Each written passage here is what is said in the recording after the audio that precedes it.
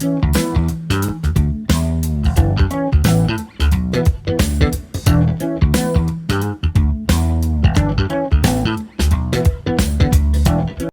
aí pessoal, vamos para mais uma aula. Hoje vai ser sobre glicogenólise, ou seja, a quebra do glicogênio, a nossa reserva de carboidrato para formar novas glicoses. Eu espero que você esteja animado, porque eu também já estou, e vamos lá para a lousa que eu vou te ensinar. E aí pessoal, beleza? Hoje a gente vai falar então de glicogenólise. Eu espero que vocês venham comigo aqui para a lousa e entendam tudo o que vai acontecer, né? Se você ainda não assistiu o nosso vídeo de glicogênese, que era então a síntese do glicogênio, vai lá então no nosso vídeo de glicogênese e assiste, que vai te ajudar bastante a entender o processo inverso, que é a quebra do glicogênio, que é a glicogenólise. Então vem comigo. Então, para a gente falar de glicogenólise, a gente tem que pensar o que primeiro? Pensar onde que isso acontece, quando isso acontece e quais, por exemplo, são os hormônios que estimulam esse processo a estar sendo realizado. Então, para a gente pensar onde acontece, a gente tem que pensar o quê? Aonde a gente produz o glicogênio e armazena o glicogênio, que era onde a gente falou lá em glicogênese, que nos músculos, né, no tecido muscular e no fígado, no tecido hepático. Perfeito. E quando isso acontece? Quando a gente tiver com baixa de glicose, quando a gente não está se alimentando de glicose, a gente vai ter que utilizar o que a gente tem armazenado. Então, a gente usa a nossa reserva quando a gente está com uma baixa ingesta de calorias, ou seja, quando a gente está no estado de jejum. E no caso do glicogênio, que é a nossa primeira reserva de energia a ser utilizada, no início do jejum. Então, a gente pode colocar aqui no início do jejum.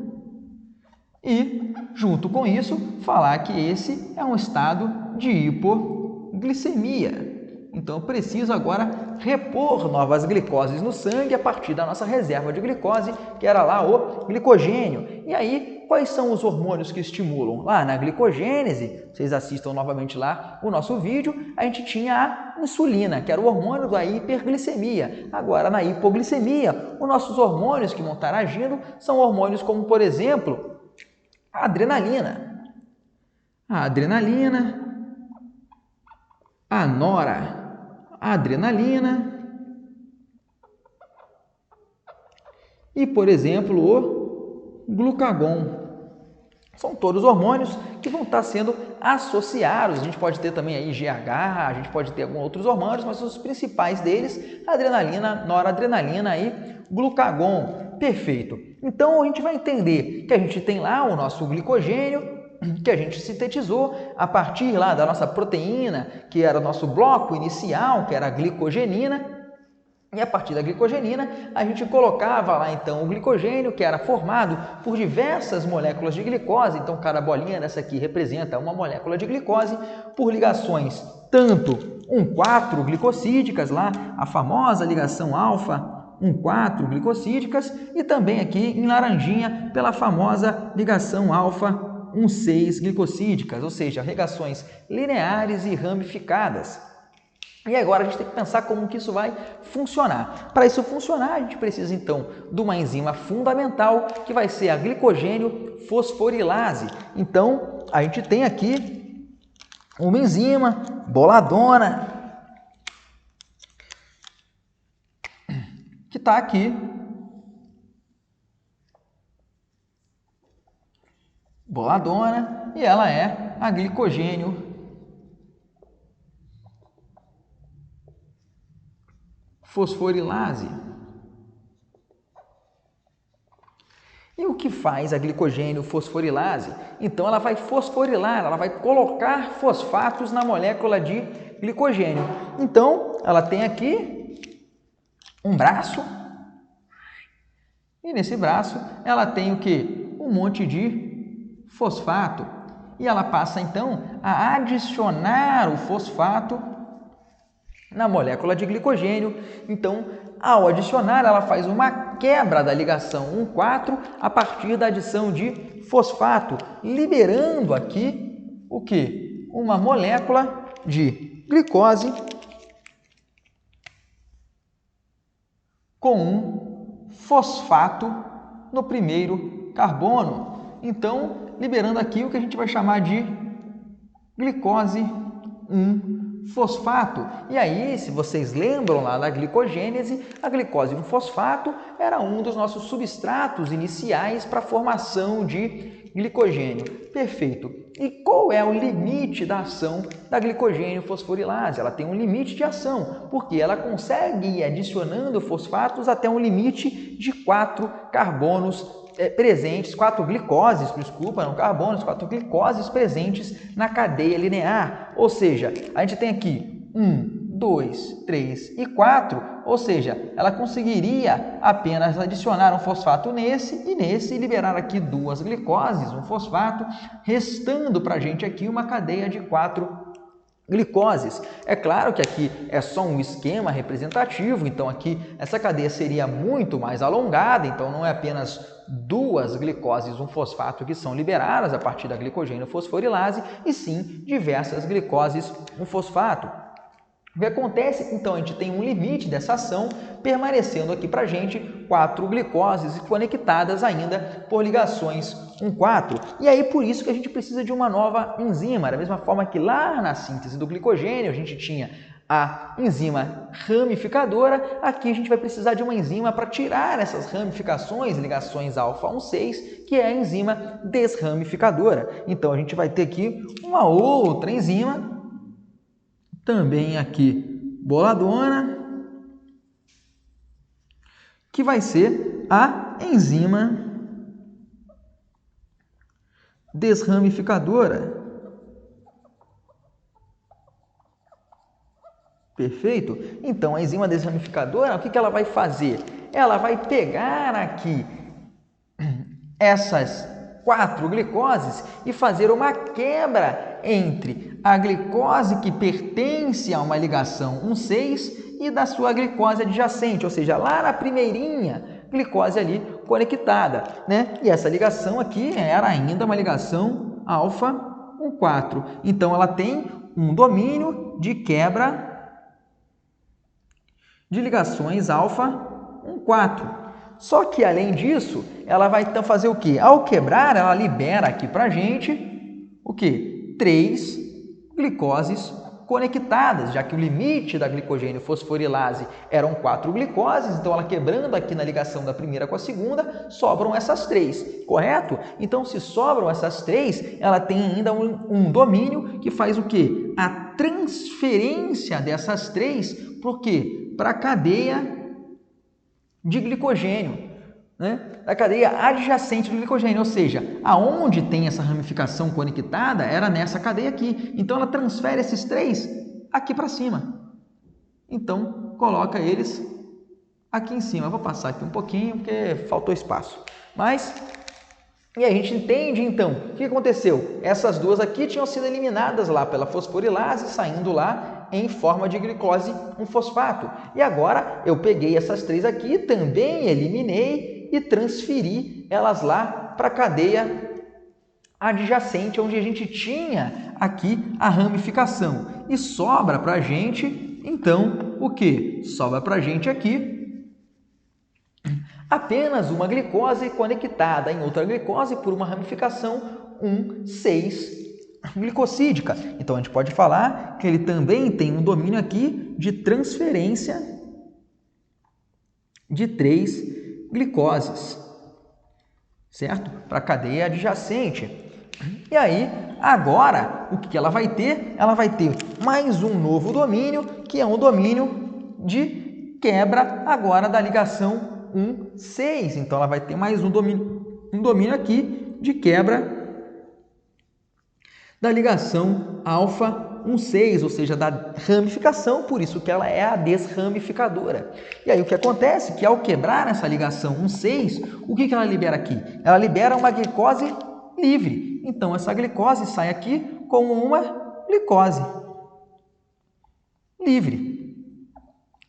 Correto? E essa glicose livre pode fazer o quê? Ela pode vir aqui e passar lá no nosso glúteo e voltar para a corrente sanguínea. Só que a gente tem que pensar que o que acontece? A quantidade de ligações que são quebradas pela fosforilase, liberando glicose 1-fosfato, se a gente contar aqui, até sobrar só 4, é muito maior. Então, nesse processo de glicogenólise, a gente vai ter uma formação muito maior de glicose 1-fosfato do que de glicose livre. Então, a gente tem que pensar que a quantidade de glicose livre que é liberada neste processo é insuficiente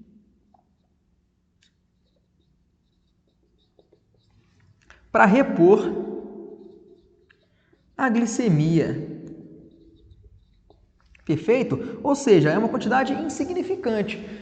Isso vai fazer uma diferença quando a gente for explicar como é que é o uso, então, dessa glicose 1-fosfato, tanto no músculo quanto no fígado, para repor a glicemia. Então, vamos comigo. Aí isso aqui vai continuar acontecendo. Agora a gente voltou a ter uma cadeia aqui linear, com uma ramificação, volta a ter ação da glicogênio fosforilase, fosforilando essas aqui, liberando novas glicoses 1-fosfato. Então, por isso que a gente tem uma quantidade muito maior de glicose 1-fosfato sendo liberado nesse processo, até sobrar 4 aqui. Sobrando 4, vem lá a desramificadora, quebra a ligação aqui adjacente, a alfa-1,6, depois ela vem, transfere os 3 que sobraram para essa outra cadeia aqui, e depois ela vai lá, quebra a ligação 6 que remanesceu e libera aqui uma glicose livre. Então, para cada diversas glicoses 1-fosfato, a gente vai ter uma glicose livre sendo liberada no processo de quebra do glicogênio. Perfeito. Agora a gente tem que pensar o quê? A gente tem que pensar que sobrou para a gente a glicose 1-fosfato. E o que acontece com a glicose 1-fosfato? Se a gente lembra então lá da síntese dos glicogênios, a glicogênese, essa glicose 1-fosfato, ela podia ser convertida numa reação reversível por uma enzima mutase, que mudava a posição do fosfato, que era a fosfoglicomutase. E a fosfoglicomutase a gente tinha tanto nos miócitos quanto nos hepatócitos. Então, nos dois tecidos tinha então essa conversão para a gente formar a nossa glicose 6-fosfato. Então, ela mudava lá da posição do primeiro carbono para o sexto carbono, gerando a glicose 6-fosfato. E o que a gente tem que pensar? A gente sempre fala aqui que quando a glicose entra na célula, ela se converte em glicose 6-fosfato exatamente para ela não sair da célula pelo glúteo. Então, a glicose 6-fosfato ainda não tem a capacidade de repor a glicemia sérica, de levar essa glicose para fora da célula a partir da nossa reserva. Então, a gente precisa conseguir converter isso aqui em glicose. Só que a gente sabe que a gente tem um problema porque o processo de conversão de glicose para glicose 6-fosfato, ele era irreversível, que era o processo lá realizado pelas hexokinases ou pela glicoquinase, falando de fígado ou falando de miócitos. Glicoquinase no fígado e a hexoquinase lá nos miócitos. Então, a gente precisa de uma outra enzima que vai fazer então a conversão dessa glicose 6-fosfato de novo em glicose. O problema é que esta enzima se chama glicose 6-fosfatase, ou seja, ela quebra o fosfato da glicose 6-fosfato, levando ela a voltar a ser uma glicose. Só que essa enzima só está presente no que a gente chama de retículo endoplasmático dos hepatócitos, por exemplo. Então, a gente tem aqui o que a gente vai chamar de retículo, que é uma organela, retículo endoplasmático.